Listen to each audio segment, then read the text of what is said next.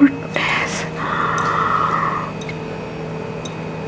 Oh my God guys, मतलब क्या आप देख सकते हो, लिटरली मेरे फुल रूम में रात के 3 बजे कोई लाइट नहीं ऑन है। वो डॉल एक कमरे से दूसरे कमरे पे खुद ब खुद चल के जाती थी।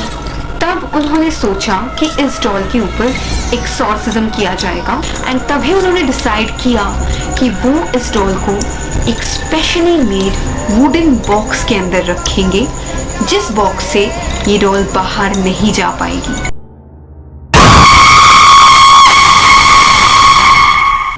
हेलो नील हर्ट्स, तो आज बहुत बहुत बहुत दिन बाद मैं करने वाली हूँ एक 3 AM चैलेंज, जो कि यार करने में मुझे बहुत ही ज़्यादा डर लगता है। अभी तक 3 बजा नहीं है, मैं आपको दिखा देती हूँ कि अभी कितना बज रहा है। तो गाइस, जैसे कि आपने देखा कि ऑलरेडी रात की 2 बज रही हैं एंड अभी मैं यार ये वाइट ड्रेस पहन के बैठी हुई हूँ।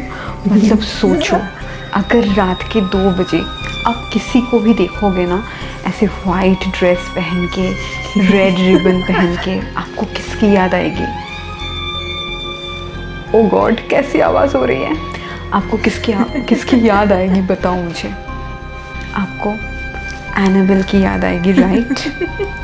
तो गाइस, अभी रात के 2 बजे मैं खुद को ट्रांसफॉर्म करने वाली हूँ एनाबेल डॉल में।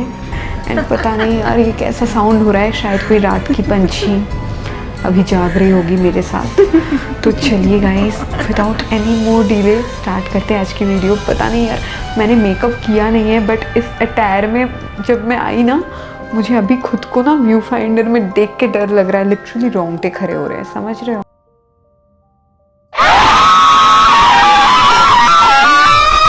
गाइस, वीडियो को स्टार्ट करने से पहले मैं बता दूं, मेकअप करने से पहले ना स्किन को प्रेप करना बहुत जरूरी होता है।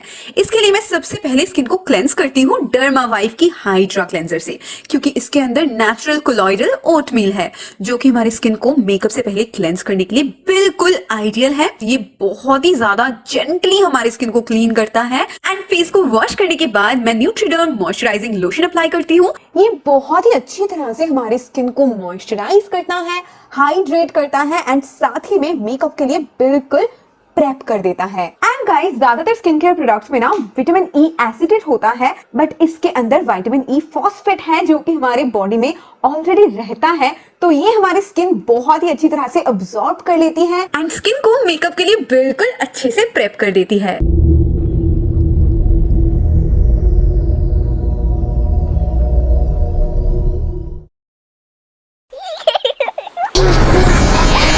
आज मैं आपके साथ एक ऐसी ही स्टोरी शेयर करने वाली हूँ जो बिल्कुल 100% रियल है एंड मैं आपको इसकी प्रूफ भी दिखाने वाली हूँ।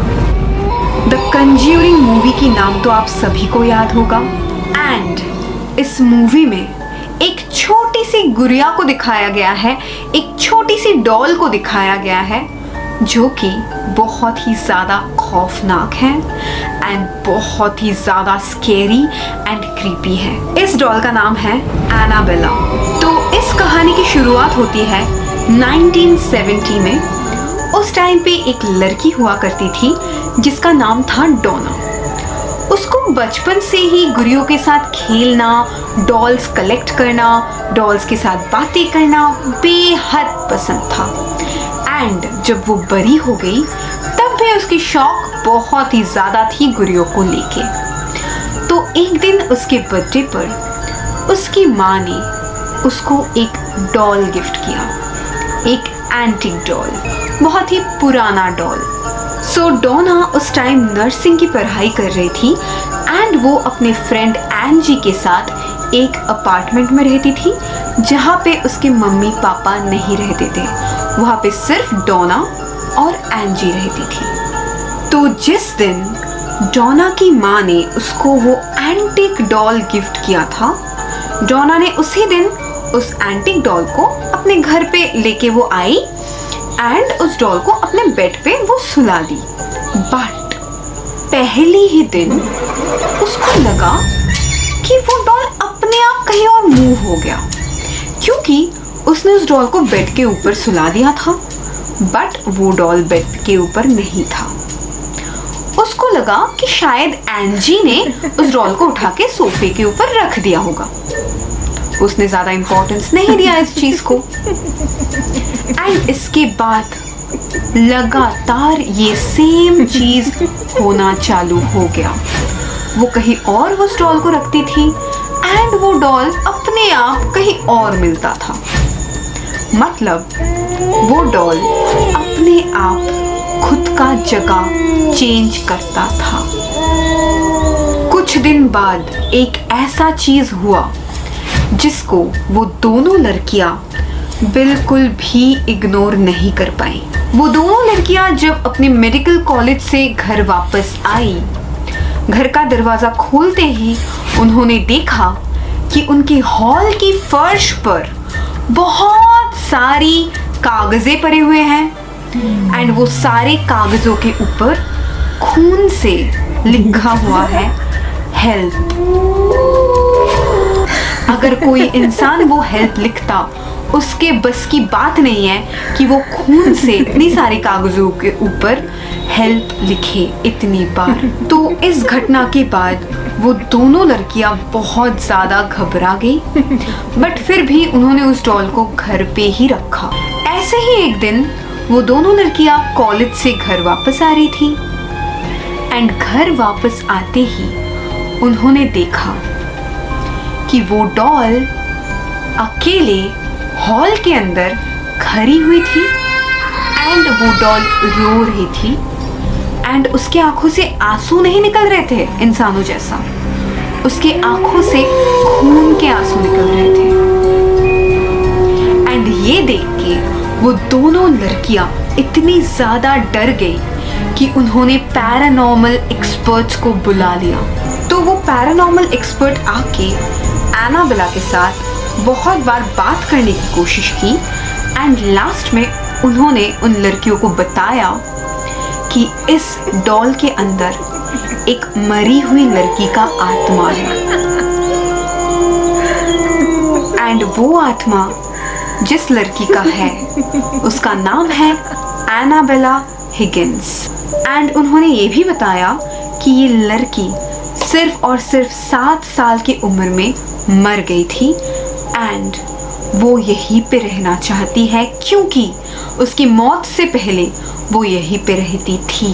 उस पैरानॉर्मल इन्वेस्टिगेटर ने ये भी बोला कि ये आत्मा आपकी कोई भी नुकसान नहीं करना चाहती है एंड तब वो दोनों लड़की इस चीज को मान गई एंड वो राजी हो गई एनाबेला को उन लोगों के साथ रखने के लिए। तो कुछ दिन बाद उन दोनों लड़कियों की एक फ्रेंड जिसका नाम था लो, वो भी उनके अपार्टमेंट पे रहने आया। एक दिन रात को लू अपने कमरे में अकेला सो रहा था। आधी रात में उसकी नींद खुल गई। उसने महसूस किया कि वो अपने बॉडी को बिल्कुल भी हिला नहीं पा रहा है, चाहे वो कितना कोशिश कर ले। उसको ऐसा लग रहा था कि शायद उसको पैरालिसिस हो गया है, वो बिल्कुल भी मूव नहीं हो पा रहा था। एंड तभी उसको एक बच्चे की हंसी की आवाज सुनाई दी एंड जब वो अपने पैरों की तरफ देखा, उसने देखा कि उसके पैरों के सामने एनाबेला डॉल खड़ी हुई है एंड उसके बाद वो एनाबेला डॉल खुद ब खुद चलते हुए उसके ओर आ रही है एंड ये देख के वो बहुत ज्यादा डर गया। इसके बाद वो डॉल उसके छाती के ऊपर आके बैठ गई एंड उसका गला दबाने लगी। जब उसका सांस घुटने लगा, वो खुद ब खुद बेहोश हो गया और अगली सुबह जब उसकी आंख खुली तब सब कुछ बिल्कुल नॉर्मल था, जैसे कि मानो रात को कुछ हुआ ही नहीं, ये बस एक बुरा सपना था। तो इसके बाद एक दिन लो और एंजी अकेले उस अपार्टमेंट में थे एंड उनको डोना के कमरे से कुछ बहुत जोर से गिरने का आवाज आया। उनको लगा कि शायद कोई चोर घुस गया होगा, तो वो दोनों तुरंत डोना के कमरे को ओपन किया एंड देखा कि वहां पे कोई भी नहीं था। पर वो डॉल एनाबेला बेड के नीचे गिरी हुई थी, फर्श के ऊपर। एंड वो दोनों जब वहीं पे खड़े हुए थे, अचानक से लो को चेस्ट के ऊपर बहुत ज्यादा दर्द महसूस हुआ। उसको ऐसा लग रहा था कि कोई नाखून से उसको नोचे जा रहा है। एंड जब उसने शर्ट उतार के देखा तो उसने देखा कि वहां पे नोचने का निशान भी था और खून भी निकल रहा था। और इसको देख के वो बहुत ज़्यादा डर गया एंड डोना और एंजी को इंसिस्ट किया एक प्रीस्ट बुलाने के लिए। तो उन्होंने जिस प्रीस्ट को बुलाया उनका नाम था father Hagin. And father Hagin को लगा कि ये आत्मा बहुत ही ज़्यादा शक्तिशाली है एंड वो इस आत्मा का कुछ नहीं कर सकती। तो उन्होंने उनसे भी बड़ा एक प्रीस्ट को बुलाया जिनका नाम था father cook. And father cook ने कांटेक्ट किया एड एंड लॉरेन वॉरेन से। तो जब उन्होंने उस आत्मा के ऊपर जाके इन्वेस्टिगेशन किया, तब उनको पता चला कि इस डॉल के अंदर कोई भी 7 साल की छोटी सी बच्ची का आत्मा बिल्कुल भी नहीं था। इस डॉल के अंदर था एक शैतान का आत्मा। एंड ये सुनने के बाद डोना और एंजी बहुत ज़्यादा डर गई एंड उन्होंने इस डॉल को एड एंड लॉरेन को दे दिया। तो एड एंड लॉरेन अपने कार की बैक सीट पे इस डॉल को बिठा के अपने ही घर की तरफ जा रहे थे। पर रास्ते में जाते हुए ही उनको बहुत ज़्यादा नेगेटिव वाइब्स महसूस हुए। उनकी स्टीयरिंग एंड उनकी ब्रेक में भी बार बार बहुत ज़्यादा दिक्कतें आ रही थी। वो ठीक से गाड़ी चला ही नहीं पा रहे थे। इवन बार बार उनकी गाड़ी डिसबैलेंस हो रही थी। तो इसके लिए वो रास्ते पे रुक के उस डॉल के ऊपर होली वाटर छिड़का के उसको घर पे लेके गए। पर उनके घर पे लेके जाने के बाद भी उस डॉल के अंदर कोई चेंजेस नहीं आए। वो डॉल एक कमरे से दूसरे कमरे पे खुद ब खुद चल के जाती थी। तब उन्होंने सोचा कि इस डॉल के ऊपर एक्सॉर्सिज्म किया जाएगा एंड उन्होंने फादर जैसन ब्रैडफोर्ड को बुलाया। जैसन ब्रैडफोर्ड ने बोला कि कोई डॉल के ऊपर एक्सॉर्सिज्म नहीं हो सकता। तो इसीलिए उन्होंने इस डॉल को देख के बोला, you are just a doll, you can't hurt anyone. तुम बस एक डॉल हो, तुम किसी को हर्ट नहीं कर सकती। ये बोल के वो अपने घर जा रहे थे। कुछ ही देर बाद एड और लॉरेन वॉरेन के पास कॉल आया कि वो जाते हुए एक एक्सीडेंट में मौत से बाल बाल बचे हैं। एंड तब एड एंड लॉरेन को पता चला इस डॉल की शक्ति के बारे में। एंड तभी उन्होंने डिसाइड किया कि वो इस डॉल को एक स्पेशली मेड वुडन बॉक्स के अंदर रखेंगे, जिस बॉक्स से ये डॉल बाहर नहीं जा पाएगी। एंड उस डॉल को उस बॉक्स के अंदर डाल के उन्होंने एक ऑकल्ट म्यूजियम के अंदर रख दिया, जहाँ पर वो डॉल अभी तक उस बॉक्स के अंदर है। उनको लगा था कि इस बॉक्स के अंदर रहने के बाद वो डॉल कुछ नहीं कर पाएगी, पर ऐसा नहीं था। एंड एड एंड लॉरेन को लगा था कि इस डॉल की कहानी यहीं पे ख़त्म होती है, पर नहीं, इस डॉल की कहानी अभी भी बाकी है। तो एक दिन एड एंड लॉरेन के कुछ दोस्त एनाबेला को देखने आए थे एंड उनमें से एक बंदा एनाबेला को देख के थोड़ा सा मजाक किया।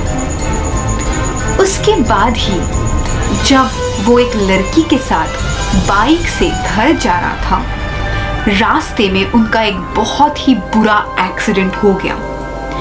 एंड उस एक्सीडेंट में वो लड़की तो बच गई, पर उस बंदे को बुरी तरह से चोटें लगी।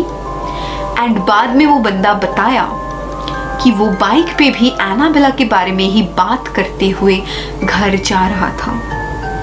एंड तभी से एनाबेला दुनिया की सबसे ज्यादा श्रापित कर्स्ड डॉल माना जाती है।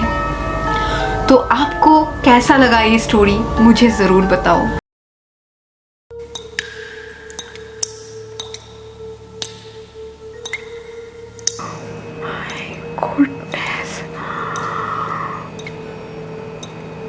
ओह माय गॉड गाइस, मतलब क्या आप देख सकते हो, लिटरली मेरे फुल रूम में रात के 3 बजे कोई लाइट नहीं ऑन है और मैं जब आईने पे मेरा ये लुक देख रही हूँ ना,